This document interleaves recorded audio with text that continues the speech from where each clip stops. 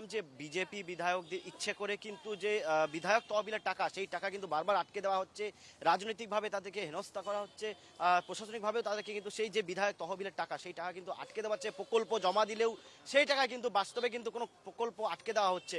এই ধরনের বারবার অভিযোগ, উত্তরবঙ্গকে বারবার বঞ্চনার অভিযোগ কিন্তু বিজেপি নেতৃত্ব, বিজেপি বিধায়কদের গলায় কিন্তু বারবার উঠে আসছে। আবারও ঠিক একই অভিযোগ, এবং সেই অভিযোগের ভিত্তিতে কিন্তু এবার অনশনে বসেছেন শিলিগুড়ির বিধায়ক শঙ্কর ঘোষ। আমি একবার সেই ছবি দেখাতে বলবো, যে বিধায়ক তহবিলের যে টাকা, সেই টাকা থেকে কিন্তু বিভিন্ন এলাকায় উন্নয়নের কাজ করা হয়। মূলত মহিলাদের স্নানাগার, কমিউনিটি হল সহ বিভিন্ন ধরনের উন্নয়নমূলক কাজ করা হয়, এবং সেই টাকা আটকে দেওয়া হচ্ছে বলে বারবার অভিযোগ, এবং সমস্তটা রাজনৈতিক উদ্দেশ্য বলে করা হচ্ছে বলে অভিযোগ আসছে। আমি একটুখানি কথা বলার চেষ্টা করবো, বিধায়ক নিজেই রয়েছেন। কি ঠিক কি সংগতা, কি অভিযোগ বারবার, একটা অভিযোগ আপনার গলায় কিন্তু উঠছে, উত্তরবঙ্গ বঞ্চিত? দেখুন, উত্তরবঙ্গ বলে নয়, এই পশ্চিমবঙ্গে বিরোধী দলের বিধায়কদের কোনো মর্যাদা নেই। তাদের সাথে যে ব্যবহার করা হয় সেটা বিধিসম্মত নয়। প্রথম দিন থেকে আমরা এই ব্যবহার পেয়ে পেয়ে বিধানসভার ভেতরে বাইরে বহুবার আমি এই নিয়ে সরব হয়েছি, আন্দোলন করেছি। মনে রাখতে হবে যে দল ভিন্ন হতে পারে, কিন্তু বিধায়কদের অধিকার শাসক বিরোধী সবার সমান। কিন্তু এই রাজ্যে প্রশাসনিক সভা হয়, সেখানে বিরোধী দলের বিধায়কদেরকে ডাকা হয় না। হসপিটালগুলোতে সেখানে সদস্য পর্যন্ত করা হয় না। বিভিন্ন ধরনের বোর্ড হয়, সেখানে বিধায়কদেরকে জায়গা দেওয়া হয় না। বিরোধী দলের হেরে যাচ্ছে তাদেরকে নিয়ে এসে বসিয়ে দিচ্ছে। এবং তার পাশাপাশি বিধায়ক উন্নয়ন তহবিল যা দিয়ে কেটলির জলও গরম করা যাবে না, সেই টাকা আটকে দেয়। কারণ ওই আমি যেখানেই কাজ শুরু করি ওখানে আবার ওনারা কাজ শুরু করতে চান। 5 লাখ টাকার কাজ 30 লাখ টাকা শুরু করেন। কেননা এই যে না হলে ওনাদের বাড়ি ঘরের উন্নতি কি করে হবে, ওনাদের বড় বড় গাড়ি, সম্পত্তি, রিসোর্ট, এগুলো কি করে হবে? আমি তো আপনাদেরকে বলবো যে শিলিগুড়ি শহরের যারা আছেন বড় বড় লোক, বিধায়ক, তৃণমূলের কাউন্সিলর যারা আছেন, কি অন্যান্যরা যারা আছেন, তাদের নেতাদের একটু বাড়ি দেখাবেন বাইরের থেকে, তাদের চাকচিক্য দেখলেই অবাক হয়ে যাবেন। কেউ কাজ করছে না, অথচ তাদের সম্পত্তি রকেটের গতিতে বাড়ছে। ফলে এই বিষয় নিয়ে মানুষের মধ্যে আলোচনা হোক, এবং কিভাবে রাজনৈতিকভাবে প্রতিবন্ধকতা করা হয়েছে।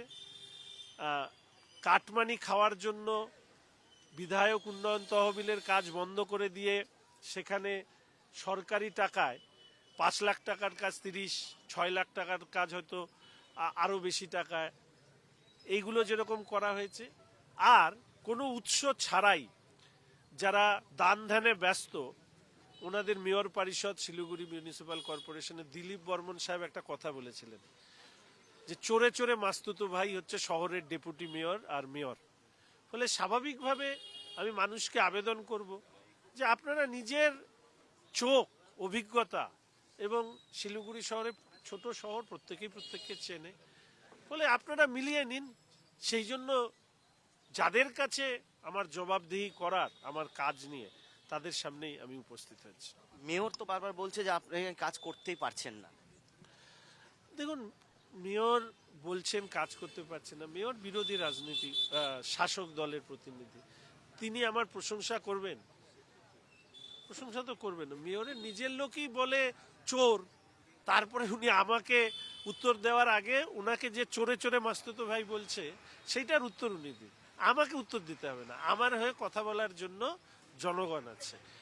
আর একটা বিষয় মাথায় রাখতে হবে, সেটা হচ্ছে মেয়র সাহেবের এখন আমার মনে হয় একটু চাপে পড়ে গেছে। বন্দে ভারত স্লিপার, এই দাবি প্রথম তুলেছিলাম আমি। রাত্রেবেলা 10টা, 10:30টার পরে এনজিপির থেকে কলকাতাগামী ট্রেন, এই দাবি তুলেছিলাম আমি। 5টা বাড়তি ট্রেন, এগুলো সব নিয়ে এসছি। মেডিকেল কলেজে এমডি সিট বাড়ানো, রেশনে আতপ চাল দেওয়া হতো, সেই সেদ্ধ চাল করা থেকে শুরু করে এরকম অসংখ্য কাজ। এক লাইভ করেছিলাম, রিচা ঘোষ, এই যে বাড়ি পাশে, কেন সম্মান পাচ্ছেন না উত্তরবঙ্গের বলে?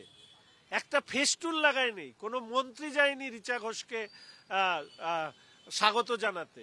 আর সেই রিচা ঘোষের নামে আমার লাইভে মুখ্যমন্ত্রীকে এসে বলতে হচ্ছে যে স্টেডিয়াম তৈরি করে দেব। ওগুলো কিছু 2026-এর পরে ওরা ক্ষমতায় থাকবে না, ফলে এই সমস্ত কথার কোনো দাম নেই। কিন্তু মেয়র সাহেব এটা খুব ভালো করে জানেন যে শঙ্কর কি করতে পারে, তাই জন্য এইসব বলে। ও সিনিয়র পলিটিশিয়ান, অবসর নেওয়ার, সন্ন্যাস নেওয়ার সময় হয়ে গেছে, ওগুলো কথায় অত গুরুত্ব দিই না।